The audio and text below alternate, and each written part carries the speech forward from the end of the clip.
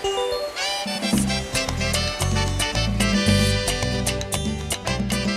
what's going on, my social media family? This is Cesarado Jr. here, your neighborhood friendly insurance agent. And this is another episode of Real Estate Professionals Getting Coffee. And I can't tell you how excited I am. Like, I'm truly, truly blessed, to have, Jas on here. But I don't want to steal his thunder. So, Jas, my brother, go ahead and introduce yourself and we'll take it from there. I appreciate you, Jose, and I got the neighborhood insurance broker because you got your neighborhood Spider-Man behind you there. Your listeners obviously can't see it, but I get it, buddy. I'm a Marvel fan myself. Just born and raised here in Toronto, Canada, on the northern part, anyways, of Toronto, in an area called Rexdale. Not necessarily an area where success leaves a lot of positive clues. It does leave stuff, but it's not success, and not a place where there's a lot of mentors to look up to. But luckily, call it, winning the lottery, winning the DNA lottery, whatever it was, man. My parents, my father and my mother specifically, just kept me kind of sheltered from it. Actually, probably more than just my father and mother was my two older brothers, right? So they really kept me away from the corner of walk and don't walk, you know what I mean? And so I got to really hone in on a skill that I think was just naturally given to me, which is just meeting people. Like, I like it. I like putting deals together. Like, at 6 and 7, I didn't know I was putting deals together, but I knew I was influencing people, like, there's a reason why I got away with stuff with the teachers. And when I would get sent to the office, I hated meeting the principal and the vice principal, but damn, did I love those secretaries, like, we just hit it off. I was a 7-8-year-old, Jose. I'm like, for real, and they knew I was coming. And they pandered to it, man. I mean, God bless some of those secretaries that just let me be me, and I remember a couple of them telling me, like, yeah, you're going to be fine. You don't worry. Like, you got that gift of gab or whatever it is. And exactly. And I just never went away from it, man. 12 selling newspapers, 15 selling shoes, 18 at the bank, 21 selling cars, and then 23, 24 went into real estate and been selling real estate now for 17 years. I got a team of about 54 agents. We help a little over 700 families every single year. I don't tell people to impress them. It really is to impress upon them where all the data's coming from. But that's kind of my my storyline, man. That's awesome, man. And so one question that I wanted to ask you precisely, because you've taken such a journey to real. So why real estate? Like, because again, you've done, you've dabbled into a lot of different things. So why real estate, and why, you've been on it for 17 years. So this is definitely home for you, right? So why real estate? Yeah. So when I was in car sales at 20 to 23 to be exact, actually, I loved it. I really started to have a passion for cars. I didn't grow up with the passion for cars, but then I started liking them when you're selling them. I'm sitting beside them every single day. The characters in a car dealership are just amazing. Like, the salesmen, the saleswomen, the parts department, the service people. Like, it's just like there should be more shows around car Absolutely. dealerships. I agree. And I'm a 20-year-old kid at that time, and around 40-year-old men and women, and they've been at it for a while. Just amazing people, mentors, definitely in that part of my life, and some of them I still stay in touch with. But what happened is that I started to look around and notice that there was a ceiling. There was a ceiling on everyone's income. Also knowing in the back of my mind, there's one big ticket item I haven't yet conquered, for a lack of a better word, or I haven't tried. And that was real estate, right? Like, it's probably the biggest, on average, the biggest ticket item that somebody's going to make. Sure. I also had enough. My father and mother never got into investing in real estate, but I had enough uncles and friends of like parents that I saw, like, oh, there's something cool to this thing. Like, you buy houses and then you rent them out. And, at 2021, I started to kind of, under 22 probably, I started to understand that's really cool. Like, there's an old Italian guy on my street, but he's shoveling the snow and cutting the grass of 7 properties. Like, do you live in all these houses? And then you talk to him, and no, he rents them out and he takes care of the tenants, and then the values go up. To merge the two for me was like my aha moment. Wow, I get to kind of hit this, there's this one big ticket item. I get to invest in real estate. Sounds cool. Like back home in India, I'm born and raised in Toronto, Canada, but my parents, we're farm owners. That's what we do. We own farm, and then you know, sell whatever you grow on that farm back to the markets. So you own land. So it makes complete sense to me, right? And then at 23, I got my license. First day getting my license, somebody I sold a car to 6 months prior, I should say. He told me he'll wait for me until I get my real estate license, and he was true to his word. Big shout out to Paul. And I got my license. I called him up. I said, I'm licensed. He said, okay, great, man. I told you I'd wait for you. Come put a for sale sign on my lawn and let's go. Sold that house, and I'm like, first day, like 4 hours into getting my license, to Jose, and then I'm like, oh my God, I am gonna eat these people alive. Like, there's no, like, real estate agents don't know what's coming. Like, I knew I was good, but now I know. Like, now my head's real big, and for 6 months it was crickets. Like, I couldn't sell a house if it slapped me in my face. You know what I mean? But luckily, I got really close to somebody who was doing it at a very high level in Toronto here. He took me under his wing. He was actually became my third older brother for 13 years. He passed away tragically about 4 years ago. But those first 2 years of our relationship, I was his like true right-hand man, taught me everything he knew. We became brothers really fast. He was 20 years my senior. But he saw something in me. Took me 6 months to do another sale. But then really, it wasn't until 2 years later, I felt that I had the confidence, not that I popped 2 years later by any means, but that's when I said, okay, if I stick to this, I'm going to be able to make a living out of this. Never really seeing where I'm at now. And I'm not talking about income level. Like, I'm talking about the amount of people that we get to touch now, and staff and all that stuff I really didn't see at all. But I said, okay, I can make a living out of this. And I just stuck to it, man. And so for me, that's why I chose real estate. That's awesome. I mean, so those of you that are even thinking about getting into real estate, or are kind of going through the process of maybe struggling or whatever, I hope you really pay attention to this, because that was gospel. Yeah. And to those same people, Jose, full transparency, till this day and even before, I wasn't the kid who drove around neighborhoods and oohed and awed around homes. You know what I mean? I was never that person as a kid, or even when I got started in real estate, and I'm not that person now. Like, from where I'm sitting right now, like, Drake's house is 7 streets away from us. You know what I mean? That's like, he's literally, like, my office is right in the area. It's a very, very prestigious area, probably the most prestigious area in probably the country. Specifically Toronto, for sure. Hence why Drake built this monster of a home. And like, in that area, they're just massive homes, beautiful homes. I don't think I ever drove through those homes. Like, I didn't care about, and the reason I'm saying all this is, like, I didn't have like any type of kinship to the style and architecture of a home. What I did have, and I think anybody who's listening who's a salesperson, real estate, mortgage, or insurance, you need to like your product. I didn't care about the homes, but the product/service that I liked was creating wealth in real estate. It's why, like, out of the 700 homes my team does, I personally do probably 200, but to 99.9% of those 200 transactions that I personally do, they're to investors. Because the product, and I'm doing air quotes for anybody who's walking their dog right now, it really is the wealth creation that real estate allows, that I'm in love with. Like, I don't even like it. Like, I'm obsessed with it.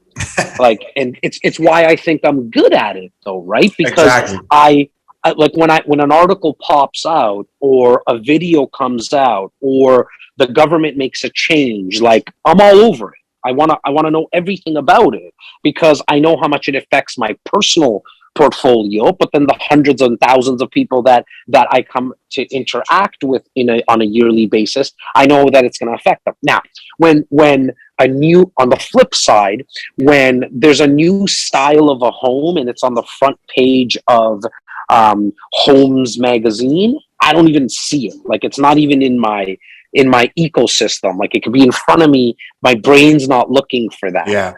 But if there's a 72 page article on, like, for example, I mean, this is true life now, like real life. The government of Ontario, the province that I'm in, just came out with a new housing affordability plan. Okay. And I think the deck is like 72 pages. Like, it's long. Okay. I hate reading.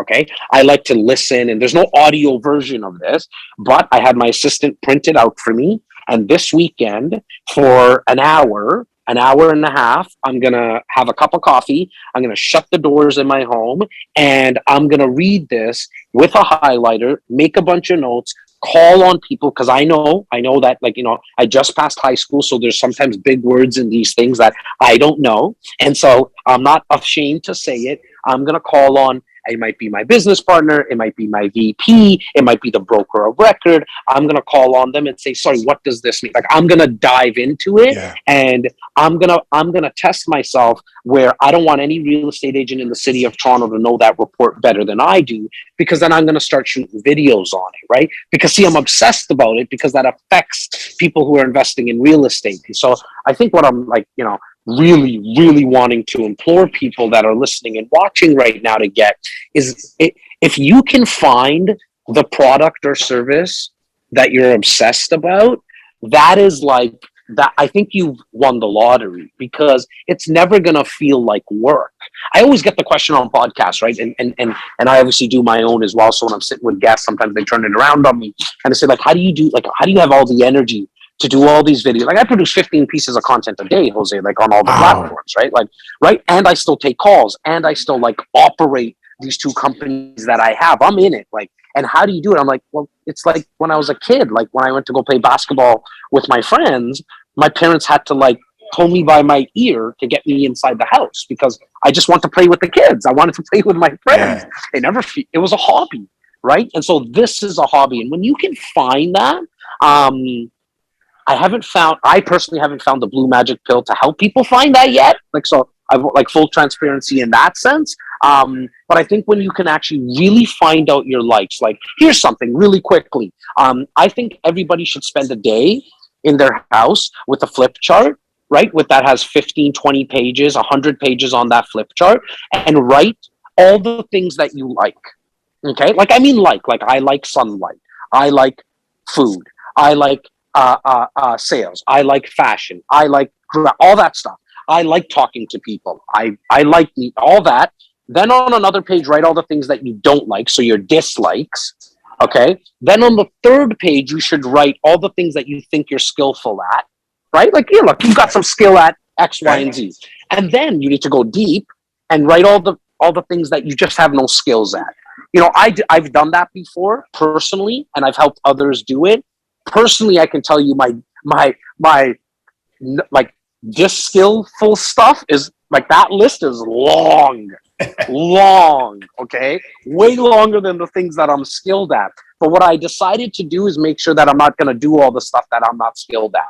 And I'm going to focus on the stuff that I'm skilled at. The magic happens where you can find that one or two things that you actually like, that you're actually skillful at, and then marry those and hybrid those together, and then you got the winning formula. So I'm glad you, and we're just going to go right into the podcast, because I know you got a hard stop at it shortly. So what you just said is actually, at least for me, it's kind of like it's almost like the antonym or the opposite of what people really. I love when people say, you got to get out of your comfort zone, and you got to, and I'm all about that. I'm not here to criticize that, but the truth is that if you're good at something and you like it, why not just maximize that opportunity and just really become, outstanding or really, really good at what you like and what you're skillful at, and then just anything else is like cherry on the cake. Don't get me wrong, but that's a very good point, though. 100%, man. Like, look, if you can't read, like I told you, I don't like reading, but I can read, right? I do suggest that you should probably learn how to read, right? Do you Of need to course. be the best reader in town? Probably not. Okay.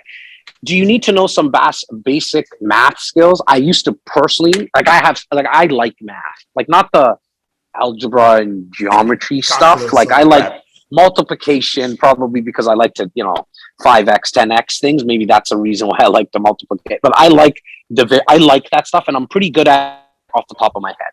I actually now personally, like on a side note, I think I got two little kids, an 8 and a 6-year-old, and for me, them having that skill of math was important. But I've changed it. I've changed my like mindset around it because Siri is real good at math.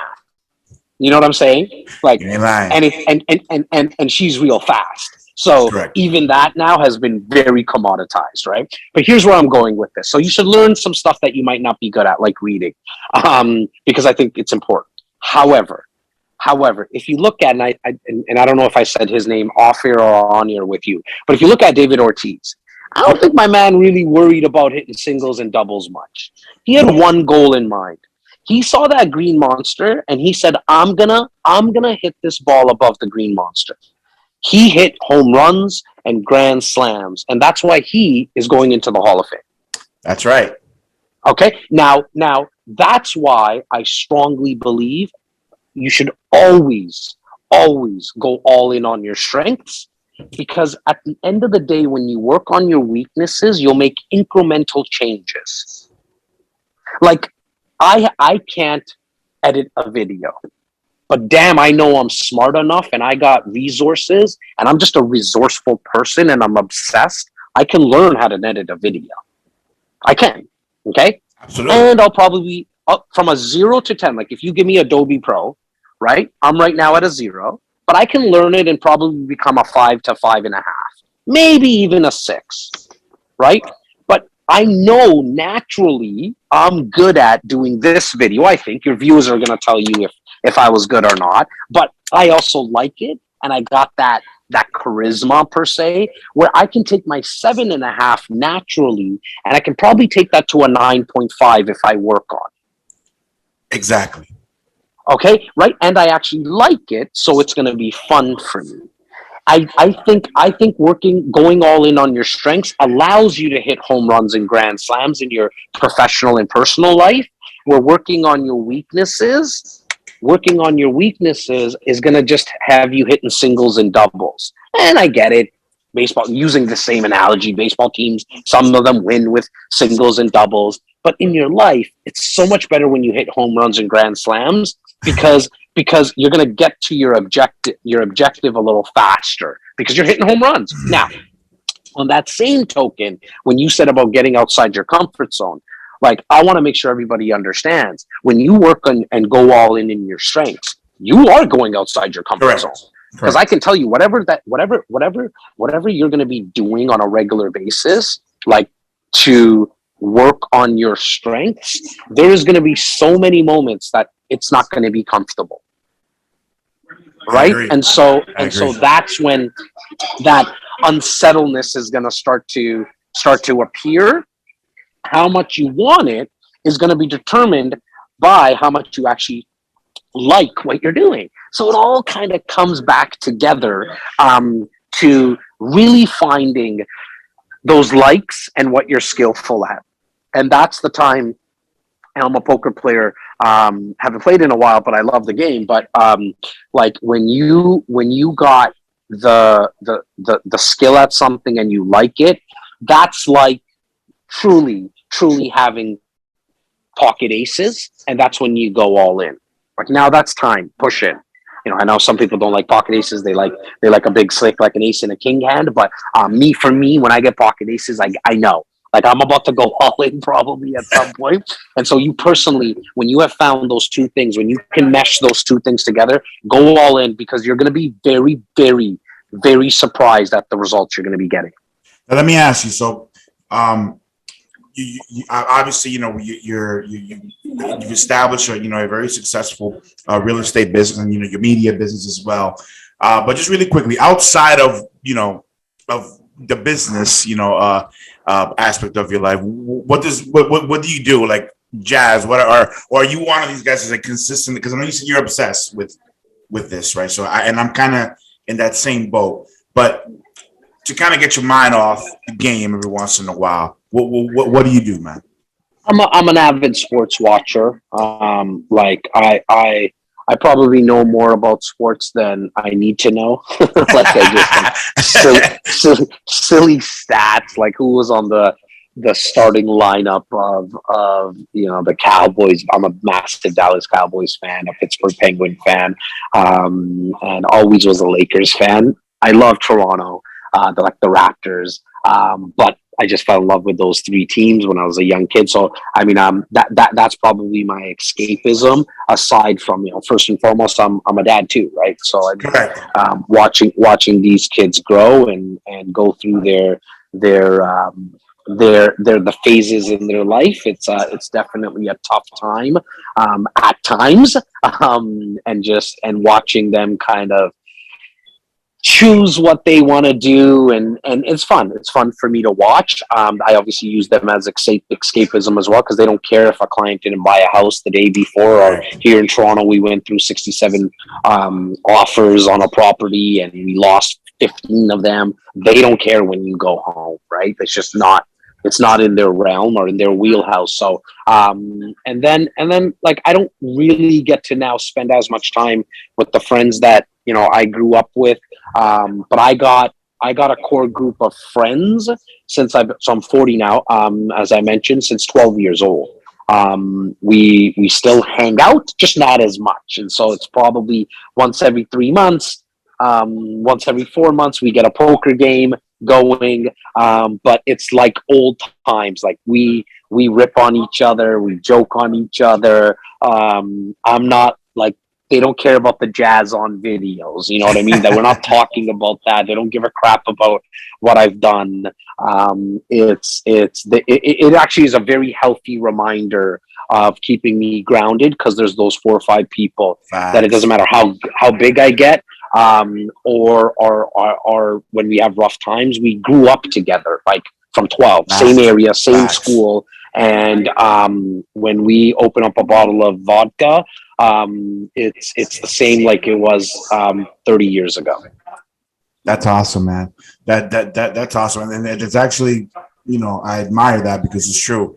You know, I have kids myself, so they're and like you said, they don't care. When you come home, when I come home, I'm dad. I'm not your neighborhood. Your neighborhood friendly. I'm just a Yeah, dad. You know what I yeah, mean? yeah, So, yeah, yeah, yeah, and it yeah, for does, and it sure. really does help. Now, we talked about earlier. Things. Real estate is in a really, at least here in the States, I'm sure it's the same thing in Canada, but real estate, it's in a very peculiar place at this particular moment, where the first day on on the job, you got a listing, and you were like, oh, I'm about to hit it out of the park, and then you had to come to the realization that, well, it's not that easy, right? So, for those realtors that are really, that are coming into the industry now, have been in the industry for maybe a year or two, what has been like the biggest lesson that you've learned through these 17 years in the business? Like, what has been the biggest lesson you've learned, and how has that helped you to kind of get to where you are now? A couple of things. I think first and foremost, just being a salesperson my whole life, the one thing that I realized very, very early, and for the newer realtors, it's going to sound like a broken record to you, but there's a reason, and because it works, then that's the reason. Which is you need to build up a community. You need to build up a community of people that know you, like you, and trust you. But they don't know you. Some of them, they don't like you because they don't know you, and they don't trust you because they don't know you yet. And so, how do you do that? I think personally, if I was actually even just getting started in the business right now, what I would do is I would mesh. I always go back to stuff that you like, because then the results will come on its own. And here's what I would do. Like, are you for real, Jose? Like a Red Sox fan? That's my That's your yeah, team. Got it. yeah, yeah, So yeah. here's what I do. Here's what I would do, even if I'm in the insurance business, especially with the Red Sox, like with baseball, because you got, what is it, 162 games or something, right? Yep. And so what I would do is I would pick a bar. Okay, not a fancy bar. Like one in Boston. One that I would have seen in Goodwill Hunting or something like that. Like one of those bars. That's what I picture. Okay. Wow, great reference, man. Damn, bro, great reference. I know. Hey, Jose, I'm full of them, bro. I'm full of them. I got them. Wow. One of my favorite movies. Pick one of those. Talk to the bar owner. Okay, and say, Steven, the bar owner. Look, I'm gonna come by here every Tuesday and Thursday that there's a Red Sox game. Okay, and I need that section in the corner. That section that you have 20 chairs and 20 tables or whatever. Can you give me that? And just kind of hold it for me. And I'm gonna invite some of my people. So what I would do if I were you, I'm gonna text all my people in my phone. Okay, that are locally around their 30-minute drive is not that, like Toronto for us, 30 minutes is like normal. An hour is the average person in Toronto drives 45 minutes to an hour to work. So is that normal for you guys? Yeah. That's accurate. Okay, yeah. So I feel like I was in Boston a couple of years ago. I kind of felt like going from somewhere in Boston to another section in Boston might take you an hour and driving. So driving here is exactly. good. Yeah. Okay, same thing as us. Same thing as us. What I'm going to do is I'm going to text everybody on my phone and say, guys, I'm at XYZ bar. Come check me out. I'm here for, obviously the next couple of hours. Okay. And look, I mean, would it make sense if you could filter them out of people who actually like the Red Sox? Yes. But at the start, I'm opening it up to everybody. And I'm just inviting them there every Tuesday and Thursday. Okay, I'm just picking 2 fictitious days. You can pick whatever days you want, minimum once a week. Why? Because I just want to meet people and see people. That's it. And I'm not bringing them there to start to talk about and put Jose's suit and tie on it so Jose can say, so the insurance policies that you need to have in none of that shit. Okay? You're there to just connect. What's going on? Hey, Steven, how is the kids? Hey, Laura, how's your dog, Rudy? Hey, Chiquita, how is X? You get what I'm saying? Like just shooting the breeze. Because here's what I know. When you build rapport with people in our businesses, inevitably the question that you get is, hey man, Jose, how's business? Like what's going on with insurance? Hey, Jose, man, oh God, I was just speaking to Mary Jo and she was telling me that she needed an insurance policy, like she needed life insurance. Oh my God, Jose, you know what happened? I was speaking with Kevin and Kevin told me that he spoke to an insurance broker and they told him this. Is this true? And that's where you have now the opportunity to say, not today, Laura. Not today, Chiquita. Let's talk about that tomorrow. I'll give you a shout. That's when you go to the bathroom and you write text to yourself. Make sure to message Chiquita tomorrow morning because you tell Chiquita that day at the bar, hey, let's just chill and watch the game. See, there's a reason why churches, synagogues, temples, and mosques work really well. The reason they work really well, because every Sunday from 9 to 12, they're all the same in my opinion, right? Like from 9 to 12, 9 to 1, there's a place for people to congregate. Us, from a business perspective, a new agent, we're all trying to like door knock and cold call and all that stuff. Yes, it does work and send flyers because it's easier, in my opinion, rather than looking like most people won't send that text, Jose, because they're like, oh my God, what is Steven gonna think of me when I send him the text? He's gonna think I need help, and I'm begging. So we don't do that. But the best business is going to come from people that you build relationships with. Now, fast forward, you do that once a week, and you start that in April, okay? After spring training and all that kind of stuff. Come July, you telling me you're not going to get 4 or 5 people? Like it's almost impossible. Correct. Impossible that you wouldn't get 4 or 5. And here's the best thing. Guess what Jose got to do? He's in his element. Why? Because he got to watch the Boston Red Sox game that you would watch anyways. Why not watch it with a bunch of other people? And I ain't saying blow out your wallet and buy beers for everyone. If not, you can get creative, right? Like I thought of this as a hot take to you, right? I saw this jersey right now. Like you can speak to the bar owner Remy and say, Remy, can you do me a favor? Like, do you mind like for those once a week when I bring my crew, can we do $2 beers? And he's gonna say, what are you on crack? My beers are $7, bro. No problem. Like, you know what I mean? You can, like, hey, instead of the wings at 75 cents, can you sell them to me at 25 cents? Like, you can get creative around that stuff. Or bare minimum, I can tell you, if you tell people to come to the bar, they're not always expecting you to buy a beer. Maybe you buy the first drink. You know what I'm saying? Maybe you buy the first drink and just tell the crew that's there with you. And I'm not talking about calling your 5 best friends, by the way, Jose. I'm telling you to text everybody.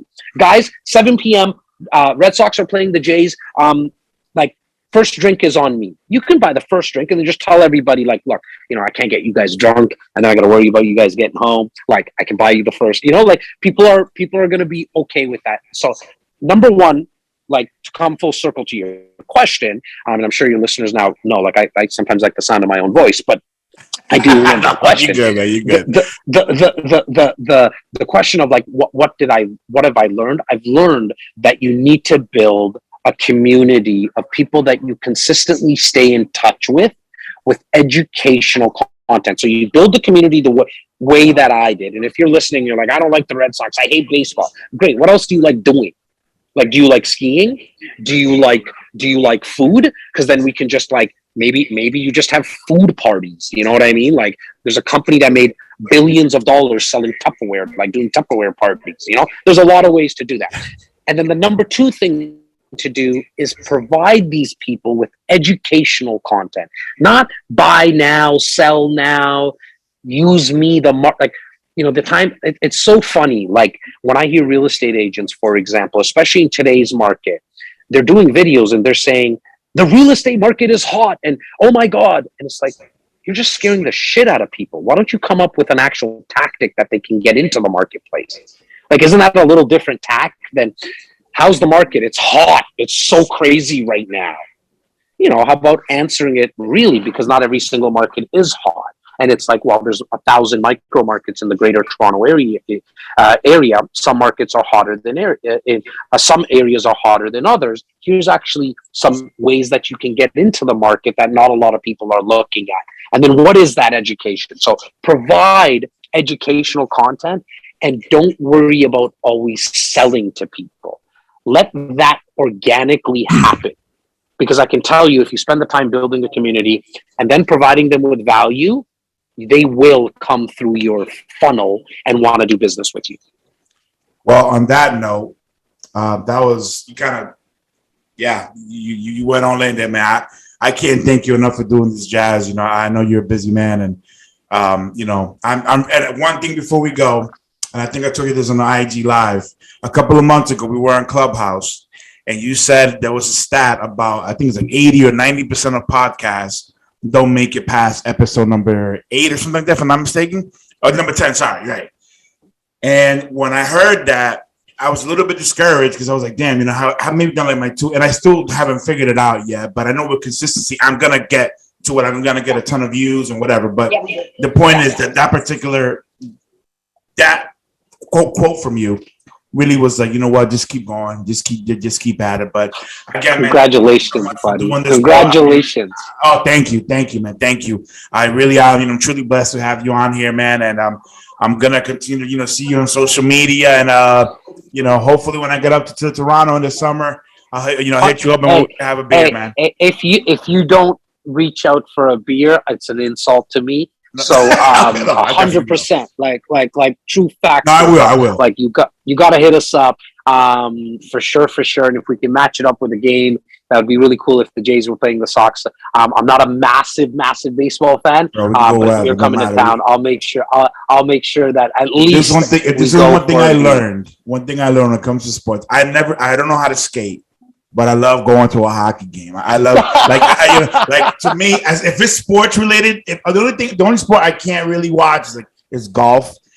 Yeah, I can go play. I can definitely go play and spend hours, but watch it, no. Yeah. But outside of that, man, I'll watch anything. Awesome. But thank you so much, Jas. Thank you, Jose. And thank you. You know, God bless you, my brother. Be good.